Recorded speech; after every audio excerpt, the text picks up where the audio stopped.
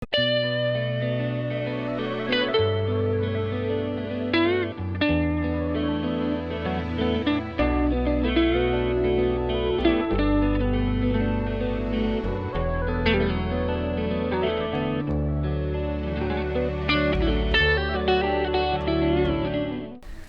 sore, saya Ferry Agusta dari Times Indonesia.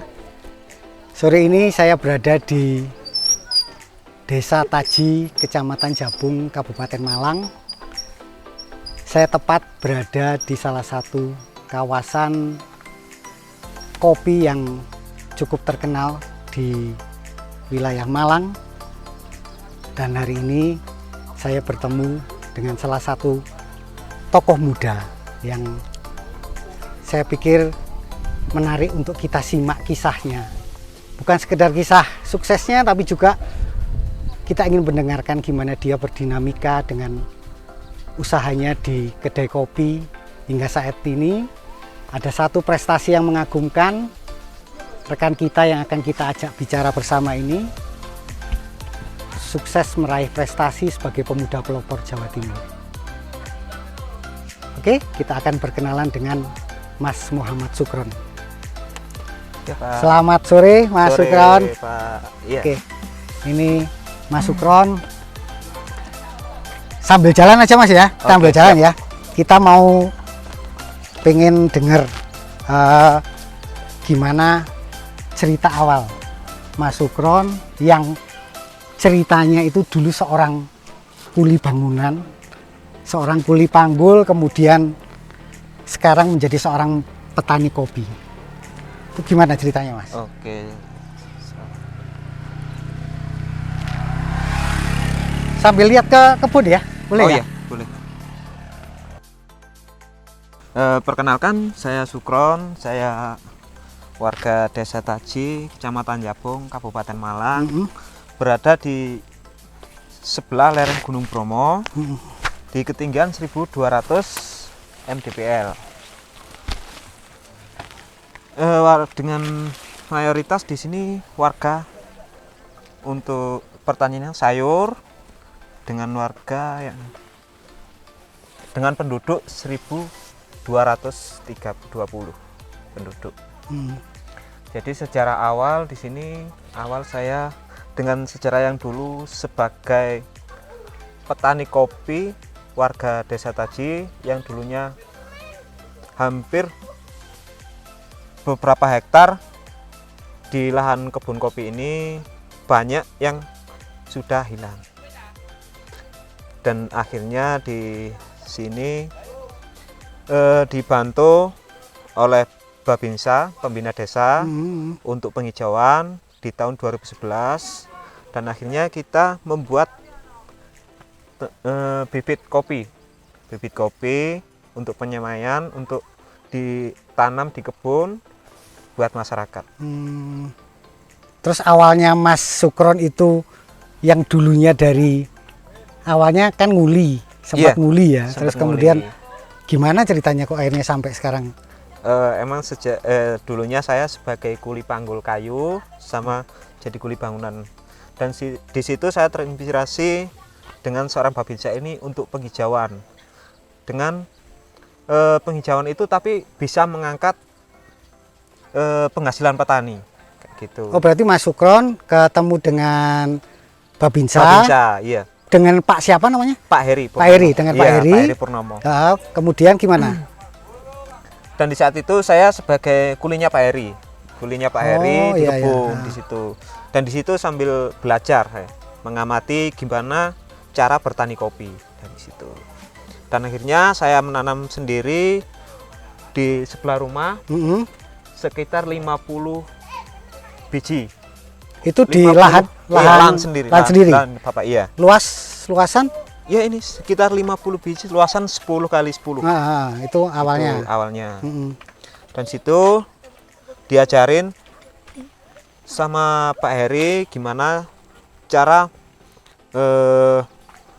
memberdayakan untuk penanaman bibit kopi Arabica di situ. Dan akhirnya saya diajarin mulai dari penanaman, pengolahan lahan, perawatan, terus pasca panen, sortasi, cuci rambang, dan akhirnya sampai penyajian. Berapa lama Mas Sukron belajar? Belajar untuk belajar di luar sih otodidak ya. Tadi Iya. selama 2 tahun. 2 tahun belajar. ya? Iya, 2 tahun. Itu mulai tahun? Tahun 2014. 2014 Iya. ya? Saya studi banding ke Dampit. Heeh. Di situ kan sudah produksi kopi banyak ya di situ. Jadi saya studi banding di sana, gimana sih caranya supaya kopi itu bagus dan bisa dipanen yang lebih baik gitu. Oke. Terus sekarang hasilnya dari yang awalnya 10 kali 10 ya? Iya, Lahan 10 kali 10. Sekarang lahannya udah sampai? Sekarang untuk lahan pribadi sudah sampai 3 hektar untuk yang saya olah sendiri. Dan kebetulan warga-warga sini sudah mulai menanam, menyontoh tempat yang saya buat kebun sendiri di sebelah rumah ini. Jenis kopinya? Jenis kopi ada Arabica sama Robusta. Arabica sama Robusta. Arabica, Robusta. Di lahannya Mas Sukron itu dua-duanya atau? Dua-duanya ada. Dua-duanya ada ya? Dua-duanya ada. Itu apa? Proporsi lahannya berapa, luasannya untuk yang Arabica berapa, yang Robusta? Oh, yang Arabicanya 1 hektar, Mm-hmm. yang Robustanya 2 hektar. Sampai sejauh ini apa yang kendala yang Selama ini kendala di bibit sih. bibit ya? Iya, Apa bibit. kesulitannya? Kesulitannya dana untuk membeli bibit. Sebagai petani itu kan misalkan bibit harganya kan mahal kayak gitu. Jadi di sini saya siapkan untuk warga-warga di sini supaya nggak ada kendala di bibit. Di bibit. Mari Mas, kita lihat tempat penjemuran. Ayo, kita lihat. Ini apa ini? Di ini Mas, tempat penjemuran. Oh, ini penjemuran. Masih Oke. manual sih, membuat dari bambu. Ah, Di situ. Karena di sini cuacanya sering mendung kan kayak gitu kan. ah. Jadi istilahnya membuat kayak gini biar menjaga suhunya tetap Oke. hangat, panas. Oke. Mas, balik ke cerita tadi. Oke. Awal mulanya masuk menerjuni ke kopi itu gimana? Awal mula masuk Akhirnya ke akhirnya dunia Mas kopi itu, Sukron sebenarnya memutuskan. terinspirasi dari Pak Heri itu tadi kan, dari penghijauan awal di situ. Dan di sini tuh suatu desa yang sangat tertinggal di Kabupaten Malang. Oh, Di situ. Dan di situ saya berpikir sebagai pemuda gimana sih caranya kayak gitu kan, supaya desa ini dikenal masyarakat umum kota gitu. Dan di situ akhirnya saya punya berpikir untuk ngikut Pak Heri itu tadi, diajak ke Malang, dikenalkan sama teman-teman di Malang. Belajar tentang Belajar kopi. tentang kopi. Iya. Apa yang dipelajari apa? Yang saya pelajari terutama dari yang di Malang itu sebagai penyeduh. Gimana sih caranya menyeduh kopi kayak gitu sih. Jadi kamu harus tahu bagaimana menyeduh kopi itu. Sebagai petani kamu harus bisa merasakan kopinya sendiri kayak gitu. Dan di situ saya terinspirasi dan akhirnya Pak Heri mengajak untuk diproses itu tadi, proses dan setelah proses diajak ngopi, ini hasil kamu dari kebun, kamu proses sendiri, coba kamu rasain dari situ. Dan di situ saya semakin penasaran, oh iya emang beda kopi itu setelah yang dulunya petik asalan itu rasanya kayak gini, sekarang diproses kayaknya lebih enak kayak gitu. Dan itulah saya mulai berpikir untuk lanjut mengikut Pak Heri itu sebagai petani Untuk kopi. full ya, Iya, terjun di full. petani kopi. Dan tentunya terinspirasi dari bapak saya yang dulunya petani kopi. Dan saya juga ingin membantu orang tua saya untuk melanjutkan di bidang kopi. Tuh. Kopi yang Menghidupkan. ditanam Kopi yang ditanam Arabica, ada Arabica sama Robusta. apa bedanya? Bedanya Arabica itu cenderung asam. Hmm. Kalau Robusta lebih strong. Dan untuk rasanya sih kalau di sini yang dikenal itu khasnya. Emang di suatu daerah itu kan sama sebenarnya Arabica sama Robusta itu setiap daerah ada. Cuman yang di situ ngangkat khasnya Apa ciri khasnya kalau yang kopi taji ini? Ciri khasnya yang kopi taji ini rasanya itu aroma-aroma gula Jawa. Itu untuk yang Arabica, ya? Arabica. Kalau Robustanya? Kalau Robusta sih biasa secara umum sih lebih strong kayak gitu sih, lebih pahit kayak gitu. Yang muncul yang khasnya itu yang Arabicanya. Proses perlakuan penanamannya sampai kemudian panen itu bedanya gimana kalau Arabica dengan Robusta? Kalau Arabica itu lebih cepat sih dan hasilnya pun lebih bagus ke Arabica. Kalau Arabica penanamannya 2 tahun sudah bisa berbuah, 2 tahun sampai 3 tahun. Dan kalau Robusta itu masih nunggu, emang sekitar 5 tahun. 5 tahun ditanam, 3 tahun distek, baru setelah 5 tahun stekannya sudah bisa dipanen. 2 tahun, 3 tahun. Jadi masih agak lama. Untuk perbandingannya, emang untuk produksi masih lebih banyak Robusta. Cuman kalau untuk rasa kayak itu lebih ke Arabicanya. Soalnya cocok dengan ketinggian, kultur tanah, cuacanya, suhunya gitu. Ini tinggi 1200 ya? 1200. 1200 ya? Pas ya berarti ya kalau untuk Arabica Robusta di ini ya. Kemudian kalau ini Mas, panennya Arabica lebih duluan dari Robusta. Oh lebih dulu ya? Lebih dulu. Selisih berapa lama? Sekitar 2 bulan. 2 bulan ya? Iya. Jadi, masa tanamnya mulai tanam sampai kemudian panen itu berapa lama? Kalau Arabica berapa? Arabica 2 tahun tadi. 2 tahun ya. Kalau yang Robusta? Iya, kalau Robusta 5 tahun. 5 tahun ya, lebih lama ya? Lebih lama. Oke. Harga jual? Harga jual lebih ke Arabica. Ke Arabica ya? Iya, Arabica. Arabica per kilo bisa di atas sampai 75. Misalkan di proses per yang kilo? bagus, iya per kilo green bean-nya. Jadi sudah OC. Kalau untuk Robusta sekitar 40 sampai 45. Robusta 40 sampai 45. Iya. Mas Sukron ini saya dengar kan juga bertani kopi ini nggak sendiri, artinya melibatkan. Iya. Nah itu gimana ceritanya melibatkan sampai bisa melibatkan warga? Tentunya di sini kan yang dulunya warga itu kan sayur kan kayak gitu kan. Sayur. Oh di sini dulu sebelum kopi sayur. Sudah kopi Sudah itu kopi. Kan sayur. Sudah kopi itu sayur. Kenapa kok dari kopi kemudian beralih ke sayur? Lah di situ poinnya yang paling itu sih efektif. Pertama, kopi di sini tuh petiknya asalan. Harga jualnya pun murah. Maksudnya asalan? Asalan petiknya racut abang hijau, merah. Oh dicampur ya? Iya, merah sama hijau campur ya? Dan di situ dijual ke tengkulak luar, kayak gitu. Luar itu maksudnya luar desa Taji. Iya, luar desa Taji. Gitu. Okay. Jadi petani itu penghasilnya kurang dan di situ nggak terawat, akhirnya beralih ke sayur.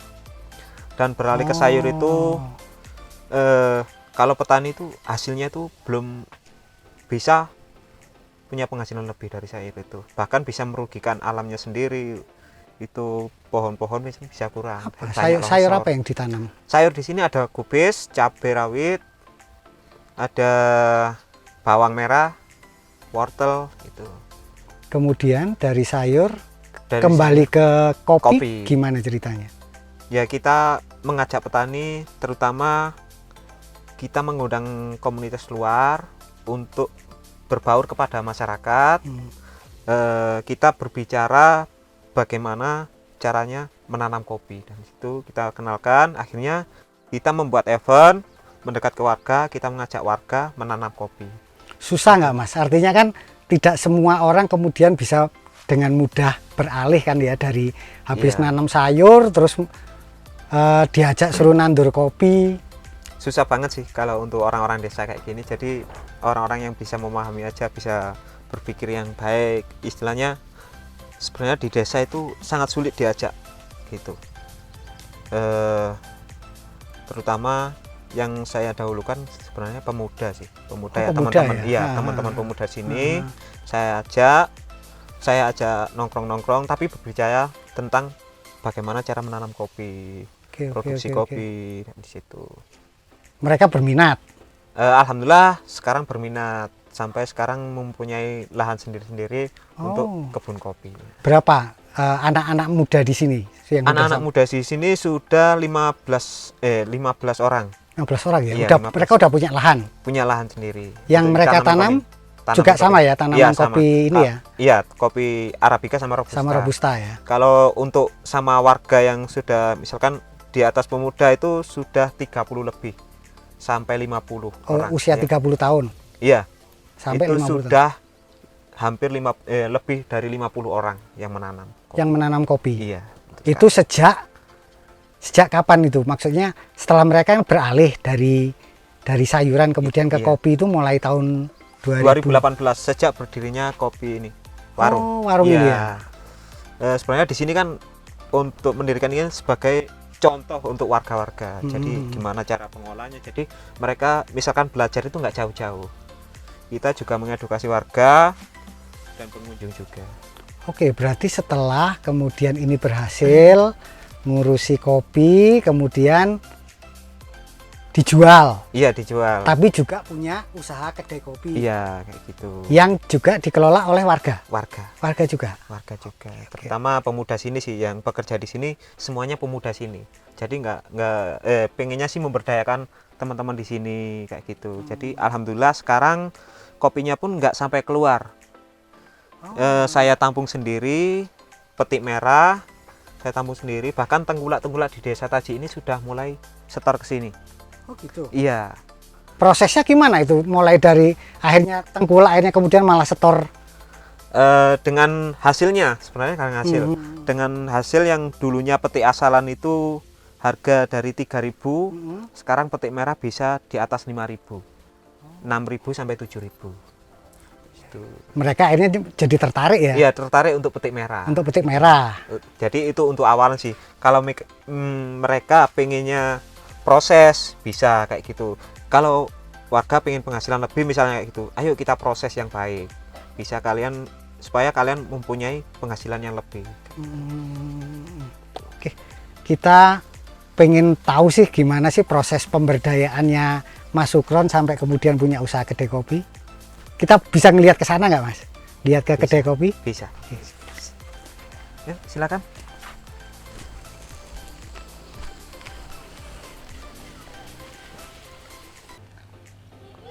Sampai sekarang udah berapa banyak sih warga yang udah kemudian akhirnya memilih ikut menanam kopi?